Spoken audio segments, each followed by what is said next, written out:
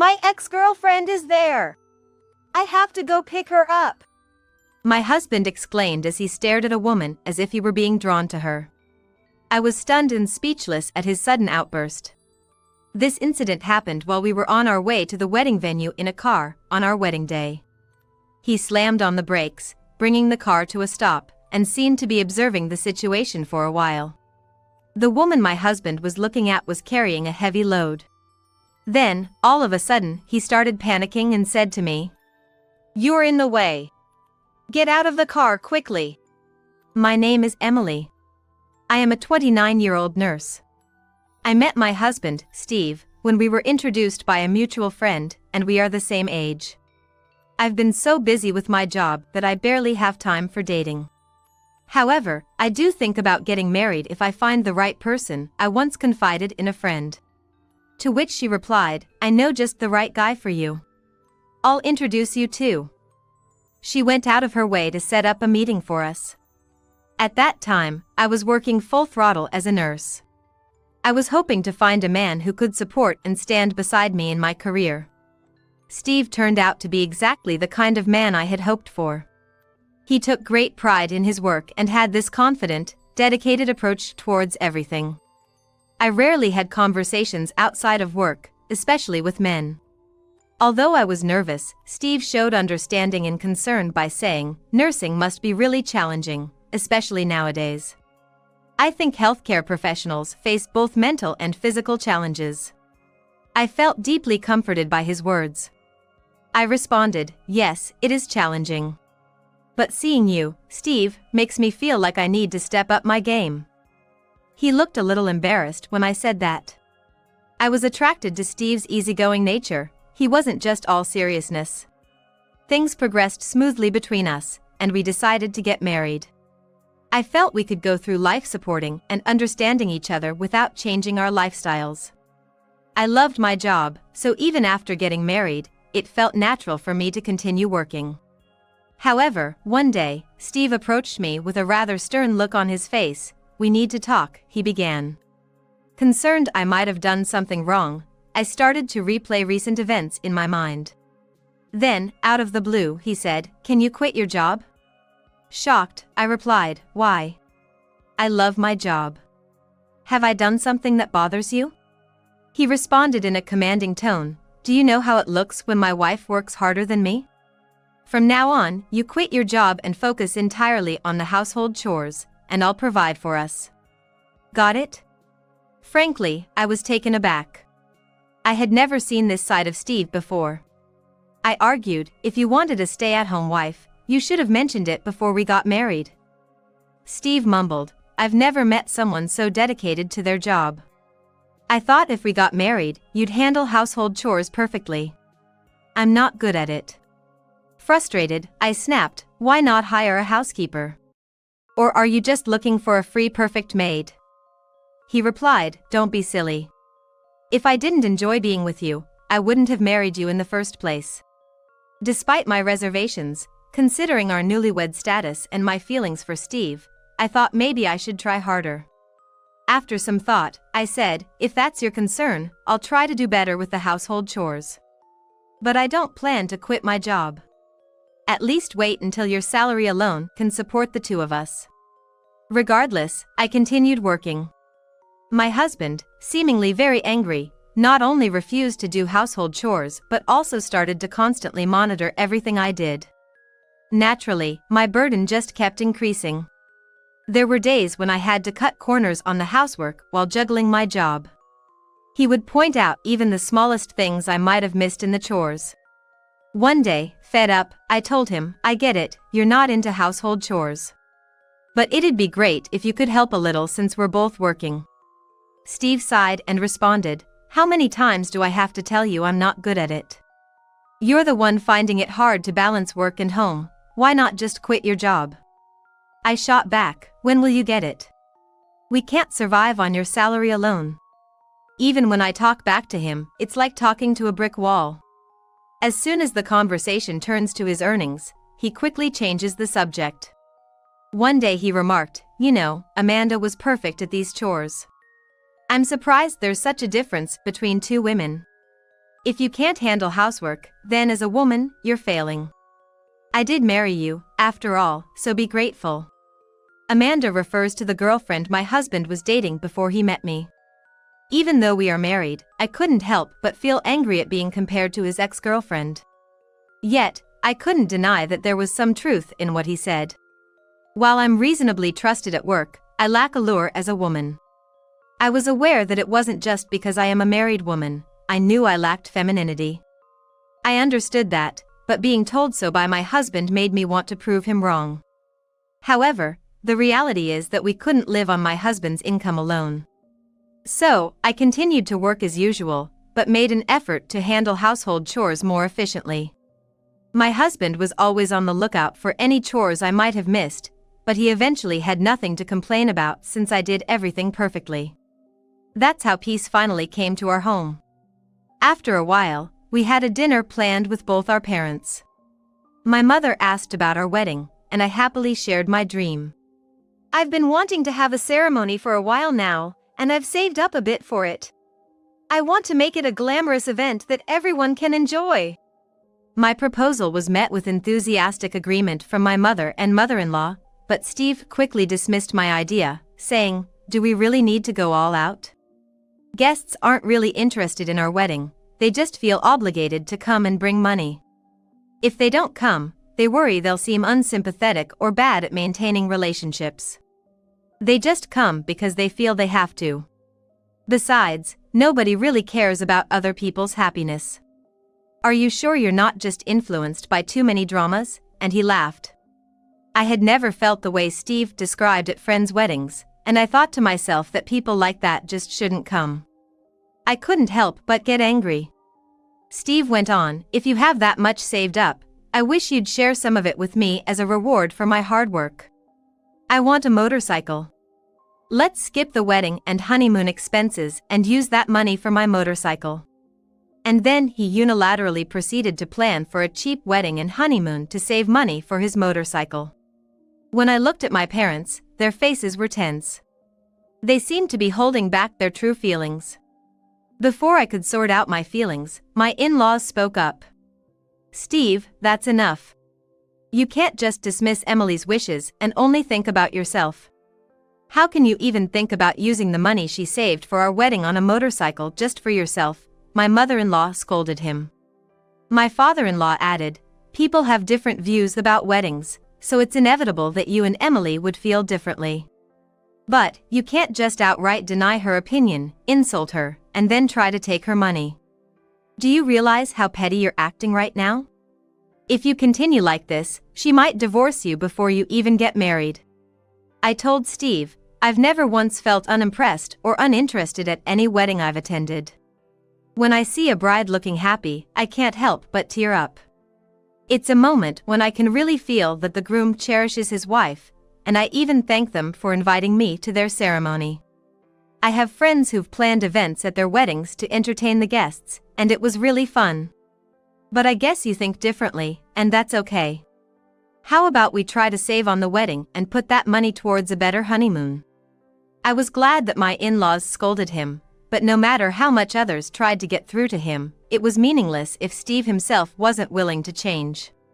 I had just decided to compromise and have the wedding ceremony according to my husband's wishes when he suddenly exclaimed, "No, forget it. I'm gonna make all your dreams come true. Look, the weddings we've attended must have been pretty great, right? So let's make ours even better," he said, suddenly becoming very serious. My husband doesn't like being compared to others. He had even been warned by his parents that if things continued this way, we might end up divorcing, which seemed to have finally made him reflect on his behavior. Seeing this, his parents also seemed relieved and advised us, "We know you're both busy, but please, try to talk things over together as much as possible. It's not good to just push through one person's opinion, but it's also not okay to stay silent and not express your feelings just because the other person isn't listening. Make sure to really share your thoughts with each other." Looking at my husband's changed attitude, my mother-in-law, as if to say this is the way to go, Steve, cheerfully started to suggest, "Steve, that's the spirit. I knew you'd understand if we just talked about it. "Look, Emily, how about this adorable dress? It would suit you so well," as she showed me a magazine. "Emily, don't hesitate to speak up. If money becomes an issue, we'll figure it out together," she even offered. I felt it was too much to accept such a generous offer, so I explained that we would plan within our budget, but it was clear that my in-laws were really looking forward to the ceremony, which made me happy. Since we started dating, my in-laws had treated me like their own daughter. "And Emily, if Steve ever treats you badly, you tell us right away, okay?" They continued to assure me. From that point on, we were able to proceed smoothly with the wedding preparations. My husband was determined, saying, "We're gonna have a wedding like no one has ever seen before." He started researching voraciously, reading books and browsing the internet for ideas. He began suggesting ideas more proactively than I did. Watching him look at other people's weddings and smiling naturally, saying "this looks nice," made me feel that the joy of the wedding was really getting through to him, and I felt reassured. We both love diving deep into things once we decide to do them. And during our meetings with the wedding planner, the days flew by. It was a busy time, but our discussions were peaceful, and I found those days enjoyable. Finally, the day of the wedding arrived. It was a sweltering summer day, but the weather was clear, so I felt relieved that the ceremony would go off without a hitch. My husband was also in high spirits, and we both got up early, ready to go. We were on our way to the venue with him driving. If he just drove normally, we would arrive in plenty of time for the ceremony. I was feeling excited, but then suddenly, my husband slammed on the brakes. What happened?" I asked in a panic. There wasn't any apparent danger, and I didn't understand why he had stopped so abruptly. He then said, "Let's just pull over here for a sec, and move the car to the side of the road." Suddenly, he exclaimed, "That's it. Amanda's there," and started staring at a woman walking on the sidewalk. His outburst took me by surprise, and I was left in shock. It seemed like Amanda was carrying something heavy, as she occasionally stopped to take a break. From my husband's reaction, I thought he might be considering helping her because she seemed to be struggling. I had mixed feelings watching him stare at her, but when he started driving again, I felt a sense of relief. Honestly, I had been worried that maybe he still had feelings for his ex-girlfriend, as he used to compare me to her and complain about things I did wrong. I was concerned that this might affect our wedding day, but thankfully, that wasn't the case. However, after a few turns, when Amanda was out of sight, my husband pulled over again and looked at me with a smile. "Get out of the car, you're in the way." Suddenly, my mind went blank. What? Why? She didn't even ask for a ride. Why are you telling me to get out? Today is our wedding day, isn't it? I asked, and my husband responded, "She's got so much stuff, it's gonna be a hassle. Just do as I say." He then forcefully pulled my arm and dragged me out of the car. "Don't follow me." "Absolutely not," he said and drove off alone. After that, I was so shocked that I couldn't think of anything and just stood there, frozen. I knew I couldn't catch up to the car now, and I couldn't contact anyone since my wallet and cell phone were still inside the car. Gradually, anger started to boil inside me, realizing he might not even want to get married, but I knew I had to contact the venue anyway to avoid causing any trouble, so I started walking there alone. Even if Steve didn't show up, I thought his parents might help me if I explained that all my valuables were still in the car. With that in mind, I quickly reached the venue.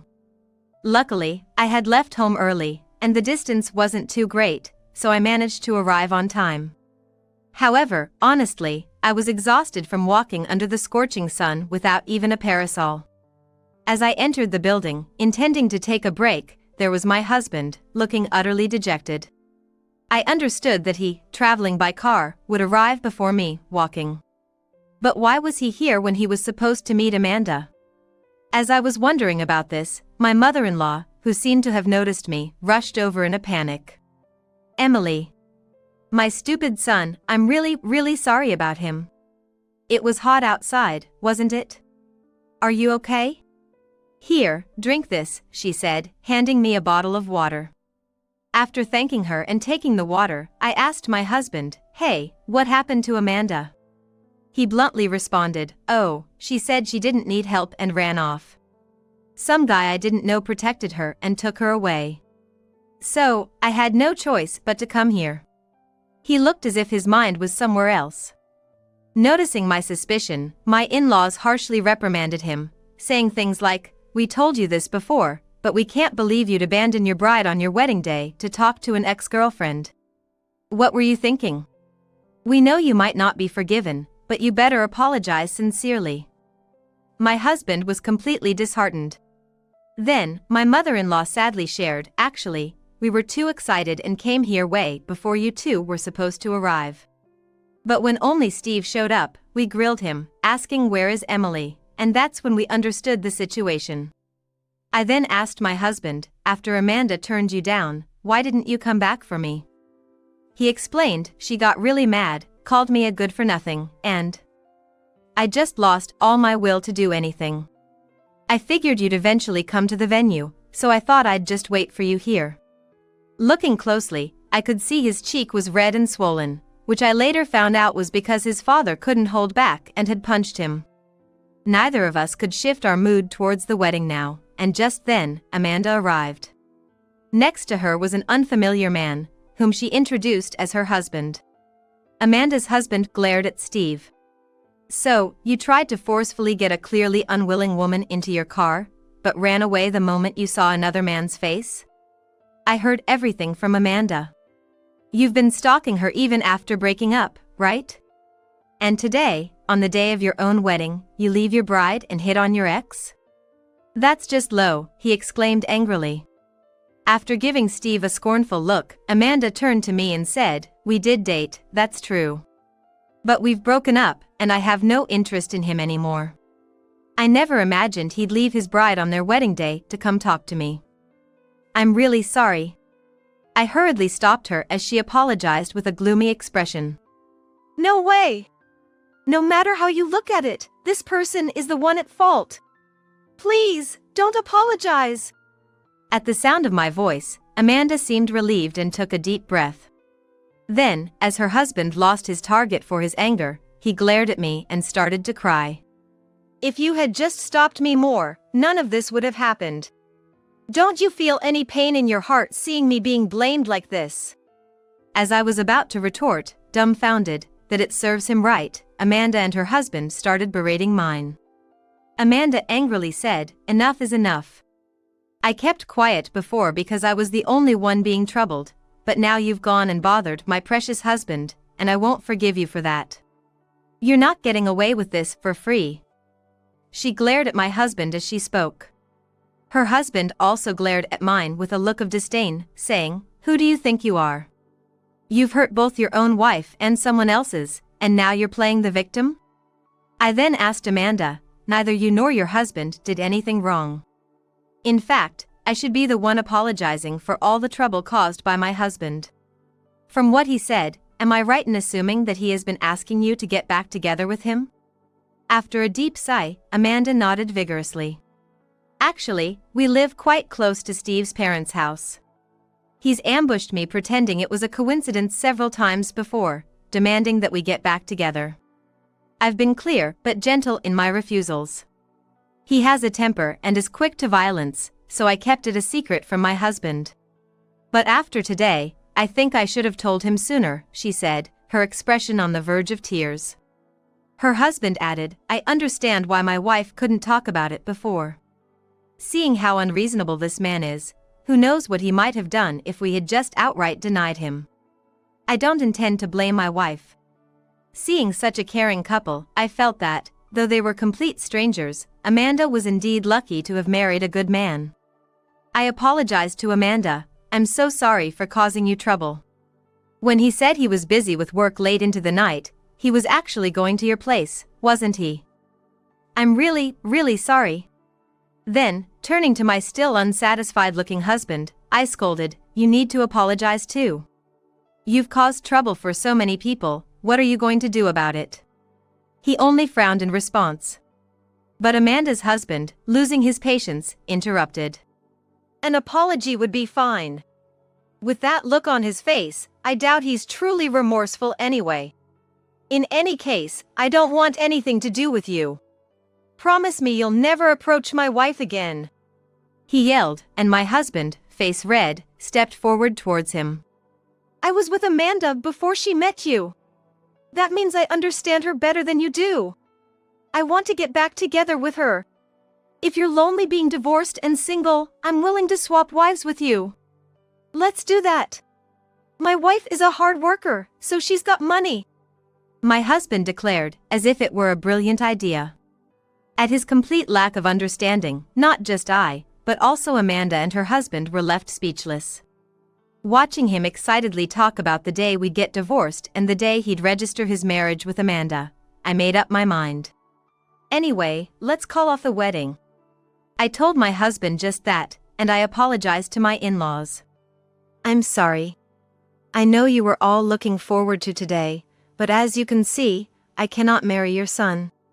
I'm grateful for all you've done for me until now, but I'm sorry it had to come to this. With that, my in-laws, tearfully, apologized. Emily, you've done nothing wrong, and we think you're making the right choice. Our son is really an idiot. We're sorry for all the trouble he's caused. Looking around calmly, I noticed numerous venue staff members watching us. The time was such that relatives and friends were due to arrive soon. Feeling it would be rude to cancel at this late stage, I spoke to the staff and decided to change the event from a wedding to a dinner party, and made it clear we wouldn't be accepting any gifts. The venue staff, accustomed to such dramas, gave my husband disapproving looks but efficiently arranged the dinner party, leaving me feeling extremely grateful. My husband, oblivious to everything else, kept dreaming about his new life with Amanda, happily planning out loud what they would do together.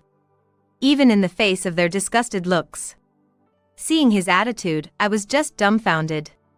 Having finished my explanation, I returned to my husband and told him on the spot that I agreed to a divorce. I knew this already, but my husband didn't seem the least bit sad. He accepted it with great joy. Just at that moment, the attendees started to gather one after another. My parents, in-laws, and I had no choice but to keep apologizing to the attendees, encouraging them to at least enjoy the meal, even though we were making a painful excuse. I had no intention whatsoever of telling the guests this ridiculous story, but my husband was happily announcing to everyone that the wedding was cancelled and that he was divorcing me. People who arrived on time were in an uproar over the sudden cancellation of the wedding. Moreover, even when confronted by the guests, my husband kept a calm face and continued to spout his wild fantasies, saying things like he had found his true love and was going to marry the person he truly loved. Amanda, this guy is just beyond reason at this point. Please, take your husband and get out of here now. Gently pulling Amanda's arm, I handed her over to a staff member, and the two of them quickly left through the back exit. Just when I thought things might finally settle down, my husband, who realized she was gone, flew into a rage. Seeing the two of them walking away outside the window, he hurriedly started chasing after them. Amanda! Wait, come back home with me, not with that guy. Enough is enough, what the hell is wrong with you? Stay away from Amanda, just disappear. As he ran out of the venue, Amanda's husband easily stopped him. Then, my father and father-in-law, who had followed behind, grabbed him and dragged him back inside the venue. I followed them, bowing my head numerous times, apologizing to Amanda and her husband as they left. The attendees, who had witnessed the whole ordeal from inside, were utterly dismayed, leaving the venue while tossing remarks like that was just low at my husband. In the end, the place was almost empty. I felt sorry, but there was also a part of me that felt it couldn't be helped since my husband's rampage couldn't be stopped. In the end, only my friends, my parents, and my in-laws stayed. They all expressed their concern for me, helping me regain some composure. With the mood still heavy, I finished cleaning up. Just then, my husband, saying cleaning's done, we're good now, right? So, I'm gonna go to Amanda's house, tried to leave the venue. My crying in-laws forcefully put him in the car and took him home. A few days later, with my in-laws present, I got my husband to sign the divorce papers, and we were officially divorced. I either had his stuff picked up by my in-laws or sent to him via mail. It was a hectic few days, but it finally came to an end. One day, I decided to take a trip to a suburban town for a change of pace. While at a shopping mall, I unexpectedly ran into Amanda and her husband. Worried about how they had been since our last encounter, I asked about their well-being, and they shared their story. Apparently, my ex-husband had not changed his ways. He had been stalking Amanda, waiting at places she visited, and even going as far as following her to her home and workplace. He had been insisting, "We're still in love, right? You were just playing hard to get that time, weren't you?" talking only about what suited him and constantly asking to get back together. Finally, Amanda consulted the police and began the process of filing a complaint against him. Believing he had done nothing wrong, my ex-husband continued his delusional talk in front of the police, which led to him being deemed a dangerous individual. Appropriate measures were promptly taken, and a restraining order was issued against him, preventing him from approaching Amanda. Surprisingly, the moment the restraining order was issued, my ex-husband lost his momentum. It was only after legal measures were taken that he finally realized Amanda truly despised him. Since then, he stopped approaching Amanda and her surroundings. Though I no longer cared about him, as long as he wasn't causing any more trouble for Amanda and her husband, I felt that was for the best. Amanda continued, "Actually, we are moving soon, close to my husband's hometown. We came here today to buy some cleaning supplies for the move. Emily, please take care of yourself." As I repeatedly apologized and saw them off, the two of them left with smiles on their faces. Watching their backs as they left, I silently wished for their happiness from the shadows. That settles that. Just as I was thinking of deleting my ex-husband's contact information, I couldn't believe it, he called. I had kept his number just in case there were issues with dividing our assets, but I never imagined he'd actually call. I really didn't want to answer, but I had just met with Amanda and her husband. Somewhat worried, I answered, and my ex-husband started talking. "Can we just pretend the divorce didn't happen? I tried living alone, and I realized how important you are to me. Hey, can we give it another shot and live together, helping each other out?" I took a good dozen seconds to process what he was saying, and then I responded as calmly as I could. "This has got to be a joke. We're strangers now. No matter what you say, I'm not interested in remarrying you. Please, don't ever contact me again." I hung up, set his number to block, and rejected his multiple incoming calls. He was making a fuss on the other end of the line until the very end, but I felt completely relieved, finally saying goodbye for good. He seemed to try calling from different numbers for a while, but I kept ignoring him, and once I got a new cell phone and changed my number, things finally became peaceful. I had moved out of our house, so there were no issues even if he tried something unexpected, and he had no way to contact me. Amanda and her husband had moved long ago, and even if he showed up at my parents' house, they'd be furious and send him away. Most importantly, after everything that happened at the wedding, my ex-in-laws decided to sell the house. This house is close to Amanda's parents. "We thought we might as well sell it now," they said, tears in their eyes. It was hard to see them like that, but I just hope they live happily and keep their distance from my ex-husband. Without a home to return to, he must be wandering around alone by now. He's isolated, with nobody knowing where he is, and rumors are spreading among his friends and workplace because of the scene he caused at the wedding. Especially according to a friend who works at the same company as him, it seems like he's become quite the outcast there. It's truly what he deserves. I hope he reflects on his actions from the bottom of his heart. As for me, I've started a new life from scratch in a new place. A new job opportunity at a hospital came up just in time, and I took it. I can balance work and household chores at my current job, which makes me very happy. I'm thrilled to be back in a meaningful job, learning new things every day in this new environment. I've also built good relationships with my colleagues, which makes my days fulfilling. Although I'm divorced, I'm undoubtedly happier now than when I was living with my ex-husband. It's made me realize once again just how much I love my job. All I hope for now is for these peaceful days to continue.